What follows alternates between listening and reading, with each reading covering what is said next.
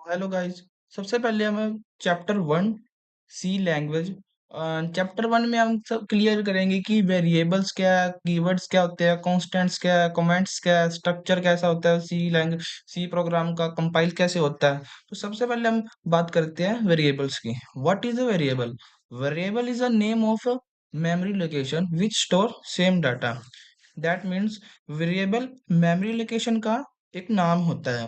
जब हमें कोई चीज स्टोर करानी होती है उसके लिए हमें सबसे पहले एक जगह चाहिए होती है। फॉर एग्जांपल, जैसे कि मैं बाजार से कुछ सामान खरीद के लाया, जैसे कि दाल, चीनी, अलग अलग हम मैं सामान खरीद के लेके आया। अब मुझे उन्हें रखने के लिए भी मुझे किसी डब्बे की या कंटेनर की जरूरत पड़ेगी ना। तो अब जिसके अंदर मान लो मैंने चीनी रखी है एक के अंदर, ठीक है, और एक के अंदर मैंने दाल रखी। तो जिनके अंदर मैं अपना चीनी रख रहा हूँ, दाल रख रहा हूँ, ये क्या है? मेरे एक वेरिएबल्स है जिनके अंदर मैं अपना सामान रख रहा हूँ। ऐसे ही, और मान लो अब जैसे कि मैंने जिसके अंदर चीनी रखी है, अब मैं उसको नाम दे दूं कि शुगर, ठीक है, और जिसके अंदर एक हमने दाल रखी जैसे कि येलो दाल, ठीक है, और जो हम जिसको भी हम जिस कंटेनर को भी जिस डिब्बे को हम अपना नाम दे देते हैं, वो क्या हो जाता है? हमारा एक वेरिएबल्स। ऐसे ही अब इसी तरह ही कंप्यूटर भी कुछ डाटा स्टोर करता है। ये भी डाटा जहाँ जाकर स्टोर होता है इस मेमोरी के वे, अब इस वेरिएबल्स के डायग्राम पर आ जाओ। मान लो कि मान लीजिए ये हमारे कंप्यूटर की मेमोरी है, ठीक है, और इसमें खुद के कुछ कुछ डिब्बे बने हुए हैं जिन्हें हम कह सकते हैं कि मेमोरी, ठीक है। और इस मेमोरी के अंदर हमें 25 नंबर को स्टोर कराना है। जैसे कि फॉर एग्जांपल ये दिख रहा हो जैसे आपको 25 नंबरों को हमें स्टोर कराना है, और इसको हम नाम दे देंगे ए को हम नाम देते हैं, और ये हमारा बन जाता है वेरिएबल्स। अभी मान लो हमें कोई नंबर नहीं, हमें कोई कैरेक्टर स्टोर कराना है। जैसे फॉर एग्जांपल ये एक मेरे पास खाली मेमोरी लोकेशन थी, इसके अंदर मैंने अपना एस को स्टोर करा दिया और इसको नाम के दे दिया बी, और ये क्या बन गया? मेरा वेरिएबल्स। ये क्या है? ये हमारी मेमोरी लोकेशन है, और इन मेमोरी लोकेशन को हमने नाम क्या दे रखा है? बी। जैसे कि 25 की मेमोरी लोकेशन का नाम दे रखा है हमें ए, ठीक है, और ये मेमोरी लोकेशन का नाम क्या होगा? हमारा वेरिएबल्स।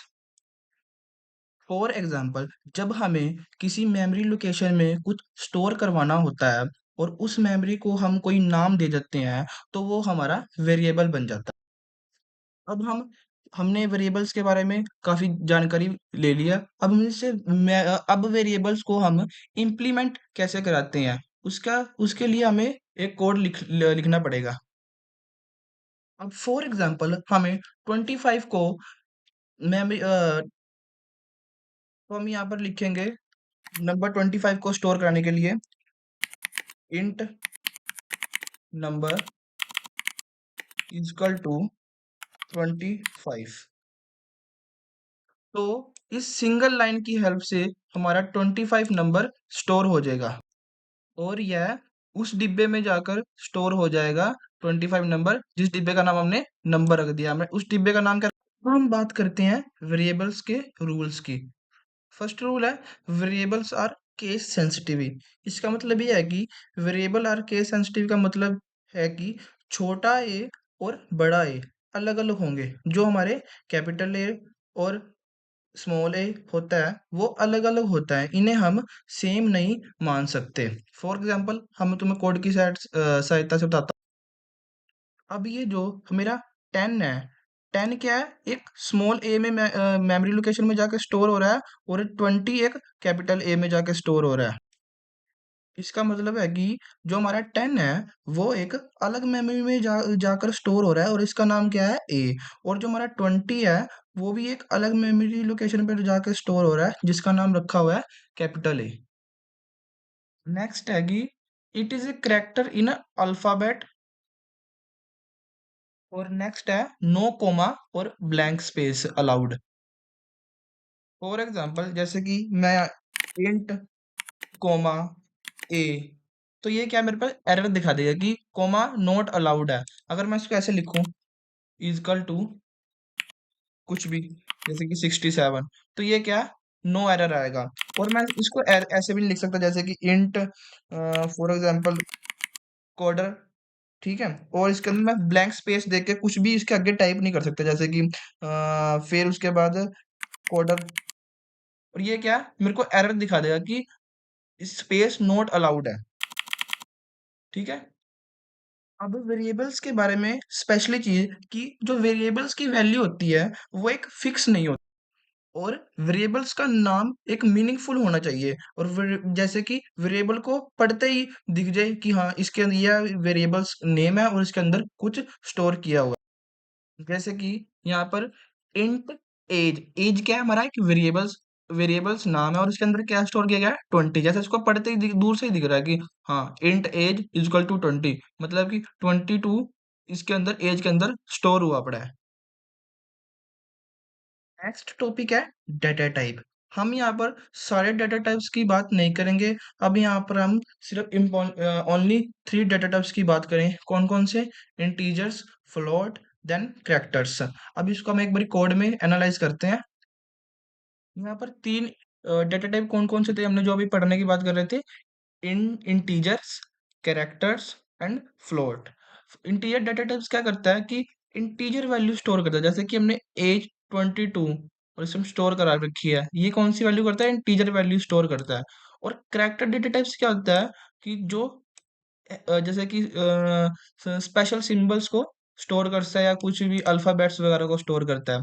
और फ्लोट डेटा टाइप्स होता है जो हमारी पॉइंट में वैल्यू स्टोर करता है। पाई की वैल्यू क्या होती है? 3.14। तो ये पॉइंट में वैल्यू जो स्टोर करता है उसे हम फ्लोट डाटा टाइप्स कहते हैं। अभी के लिए ये 3 मेन है जो हमें याद रखने हैं, और बाकियों को हम आगे टाइम टू टाइम एनालाइज करते रहेंगे। अब हम बात करते हैं कांस्टेंट। कांस्टेंट क्या होते हैं? सी के अंदर वो वैल्यू जो चेंज नहीं होती, जो कांस्टेंट रहती है, उसे हम कांस्टेंट कहते हैं। कांस्टेंट हमारे पास 3 टाइप्स के होते हैं। First integer constant, second real constants, then third character constants. अब हम बात करते हैं इंटीजर कांस्टेंट। इंटीजर कांस्टेंट जैसे कि 1 2 3 0 -1 -2, इस तरीके के जो कांस्टेंट्स होते हैं उन्हें हम इंटीजर कांस्टेंट्स कहते हैं। रियल कांस्टेंट्स क्या होते हैं? जैसे कि 10 20 2.0 3.14 -2.14। ये क्या है? ये एक रियल कांस्टेंट्स है।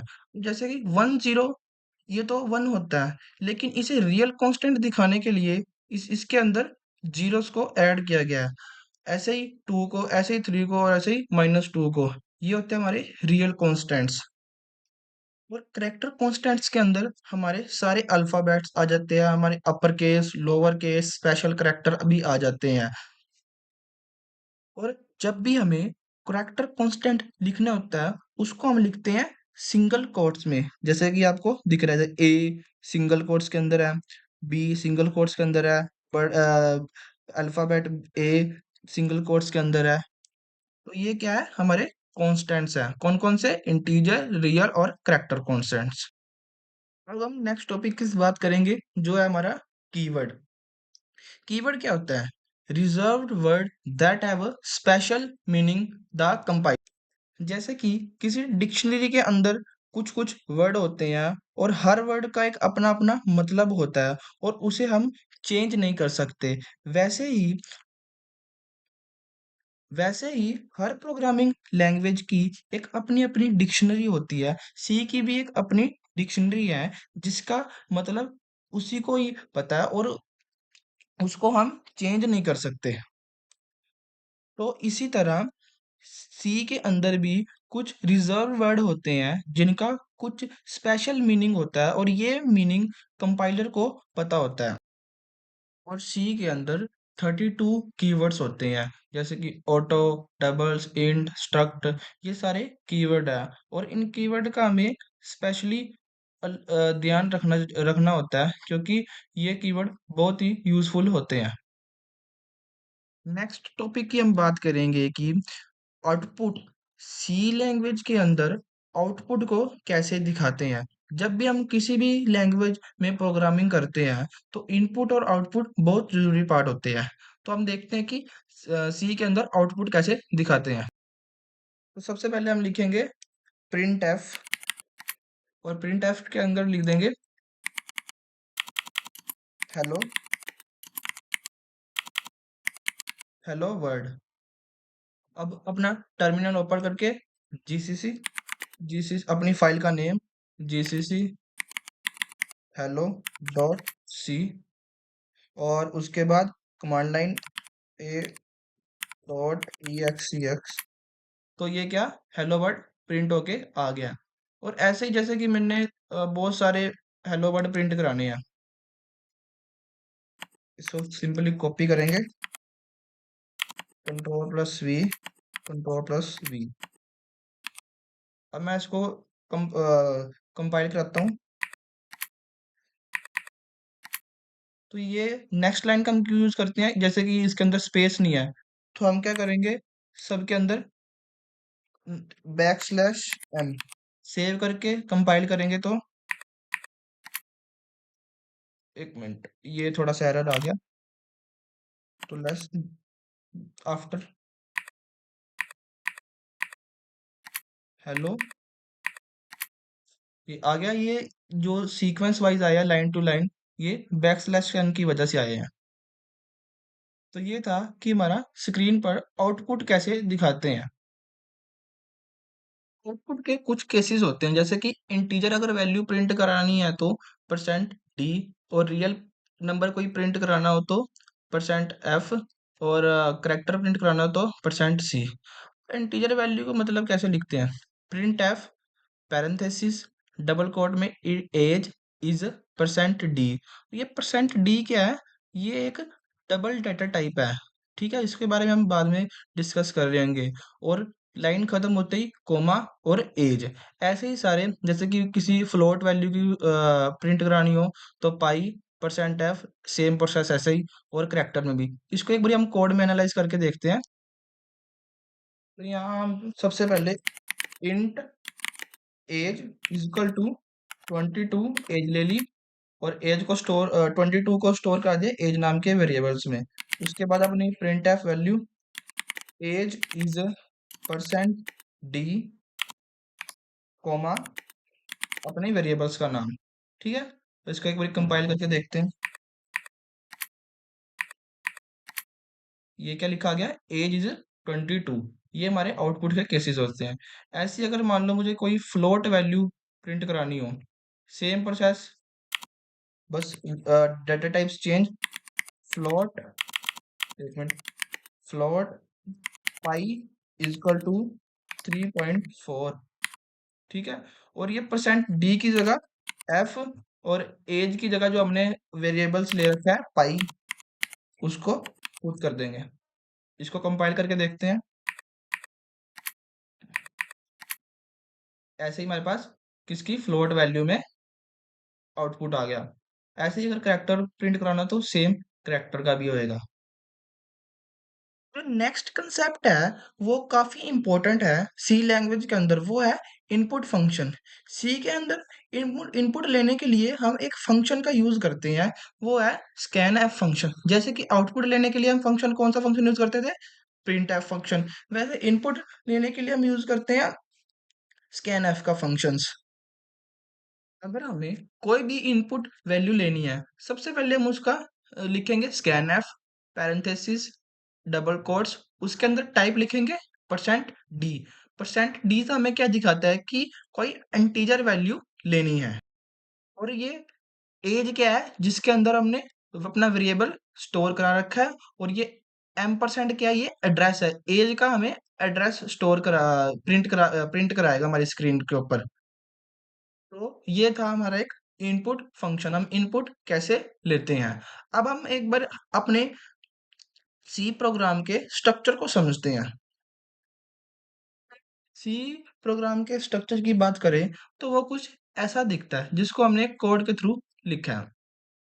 सबसे पहले बात करते हैं हैश टैग इंक्लूड stdio.h। ये क्या है, एक pre processor pre processor directive. और ये क्या है कि ये हेडर फाइल है, और इसके बगैर कोई भी सी का प्रोग्राम रन नहीं कर सकता। stdio डॉट का मतलब input output functions. Int main, और इन कर्ली ब्रेसेस के अंदर जो भी पार्ट लिखा होता है, ये हमारे ये जो पार्ट हमारे मेन कोड के अंदर लिखा होता है, वो प्रोग्राम का एग्जीक्यूशन मेन फंक्शन से होता है।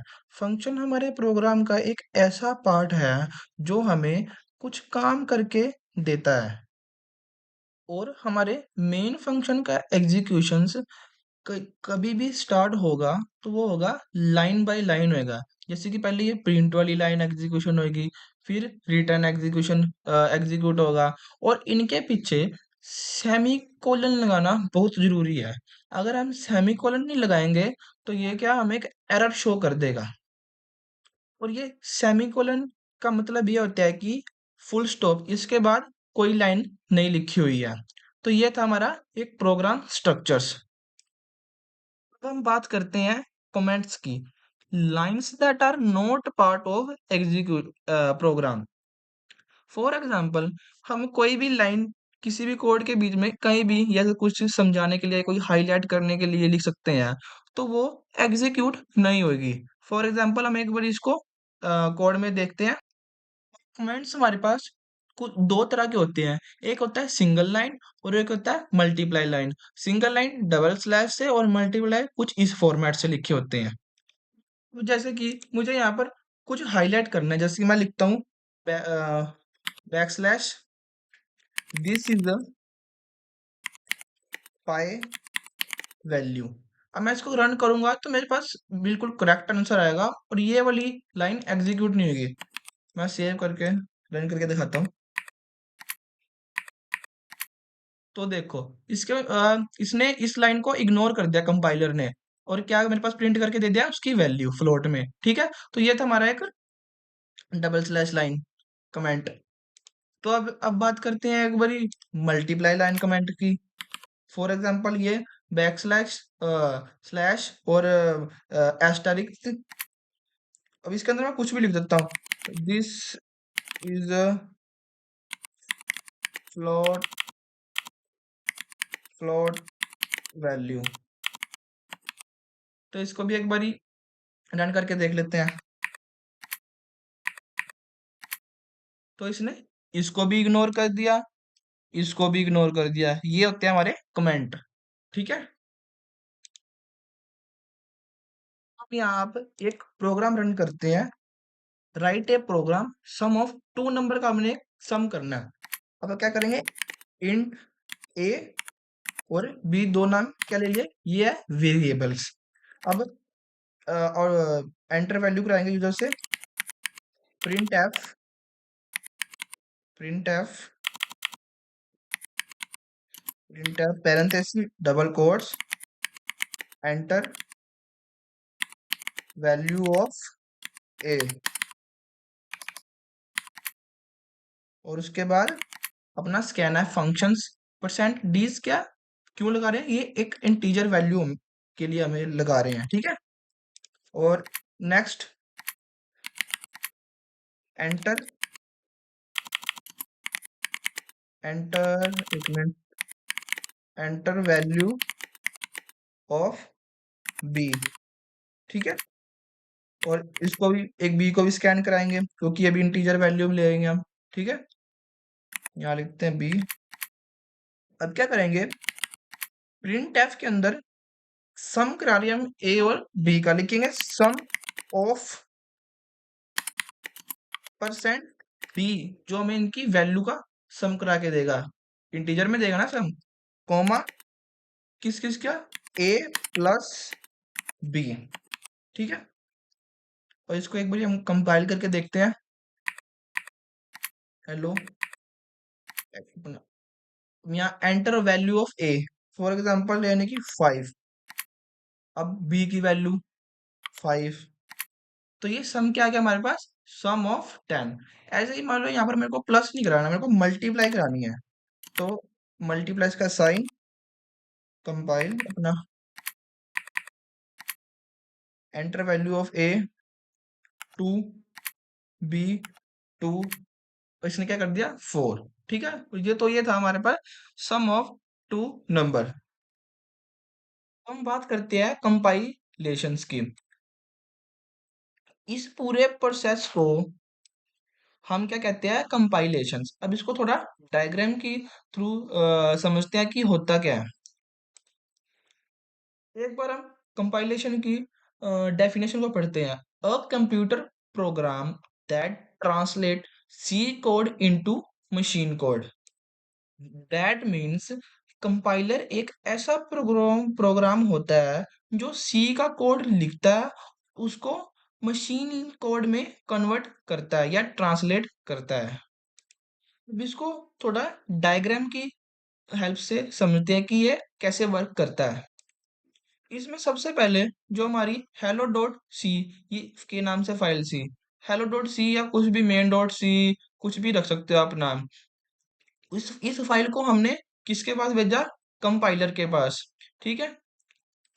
और कंपाइलर क्या करेगा, इसको पूरी फाइल को स्कैन करेगा, देखेगा कोई इसमें कोई मतलब कोई एरर वरर तो नहीं है, सेमीकोलन लगा हुआ है, जो सी लैंग्वेज के अंदर रूल्स फॉलो किए जाते हैं वो सारे रूल्स फॉलो किए हुए हैं। और फिर इसको आगे जाके तो ये इस तरीके के बेसिक्स एरर को चेक करता है। अगर इसके अंदर कोई भी एरर हुआ तो ये कंपाइलेशन को फेल कर देता है, कंपाइल नहीं करता प्रोग्राम को। तो ये एरर नीचे शो करा देता है कि हाँ भाई तुम्हारा इस जगह पे ये एरर है, इसको ठीक करो। अगर हमारी फाइल कंपाइल हो जाती है, कोई सिंटैक्स वाला एरर नहीं होता हमारी फाइल के अंदर, तो ये उसके बाद ये उसको कन्वर्ट कर देता है विंडो मशीन में, या फिर कोई मैक यूजर या लिनक्स है उसको उसमें कन्वर्ट कर देता है। और ये जो फाइल है हमारी मशीन को ही समझ आती है, ठीक है। तो ये था हमारा कंपाइलेशन। एक बार मैं दोबारा भी तुम्हें एनालाइज कराता हूँ। सबसे पहले हमारी hello डॉट सी फाइल, जो इसके अंदर हमने अपना प्रोग्राम लिखा है, वो हम भेजेंगे कंपाइलर के पास। कंपाइलर चेक करेगा कोई एरर तो नहीं, अगर इसके अंदर कोई एरर हुआ तो ये कंपाइलेशन फेल कर देगा। अगर कोई एरर ना हुआ तो ये हमारी आगे विंडोज को भेजेगा, या जो लिनक्स मैक्स यूजर है उनके उनके मशीन उनकी मशीन के पास भेजेगा, और हमारे पास आउटपुट प्रिंट करा देगा। तो हम एक प्रैक्टिकल क्वेश्चन करते हैं। Write a program to calculate area of square. Side हमें गिवन दी गई है, और स्क्वेयर का एरिया क्या होता है, साइड मल्टीप्लाई साइड। एक बार हम इसे कोड में देखते हैं। तो अब क्या करते हैं, हम एक प्रोग्राम बनाते हैं, इंट इंट साइड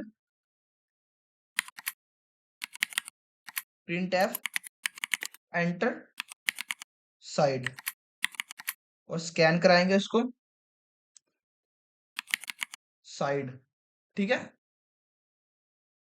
तो आप क्या करते हैं, प्रिंट एफ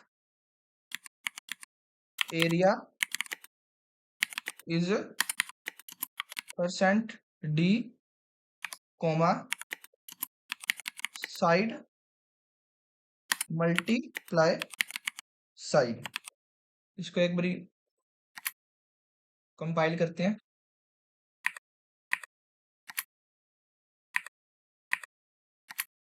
साइड डालो, फोर, इसने एरिया क्या दे दिया, 16, 4 × 4 16, ठीक है। तो ये था हमारा एक write to calculate area of square.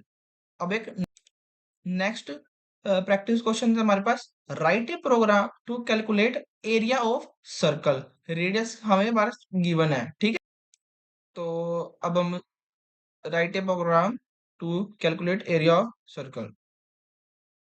तो इसको हम एक बारी थोड़ा रिमूव सा कर देते हैं,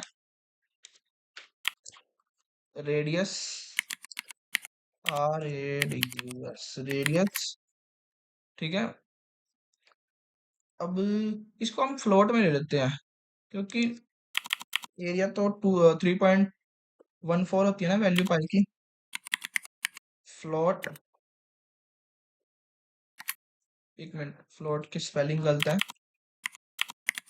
फ्लोट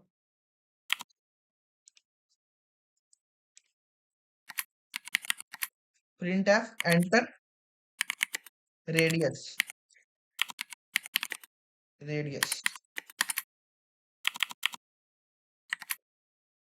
ठीक है। उसके बाद स्कैन करा लो। अब परसेंट डी की जगह क्या आएगा, परसेंट एफ। क्यों आ रहा है? क्योंकि हमने यहाँ पर एक फ्लोट डाटा टाइप लिया हुआ है, ठीक है। और टाइम परसेंट की जगह क्या आएगा, रेडियस, हमारा वेरिएबल जो हमने लिया हुआ है, ठीक है। अब इसको एक बार, एरिया इज परसेंट एफ। अब पाई की वैल्यू क्या होती है, 3.14 मल्टीप्लाई रेडियस मल्टीप्लाई रेडियस, ठीक है। इसको एक बार कंपाइल करते हैं।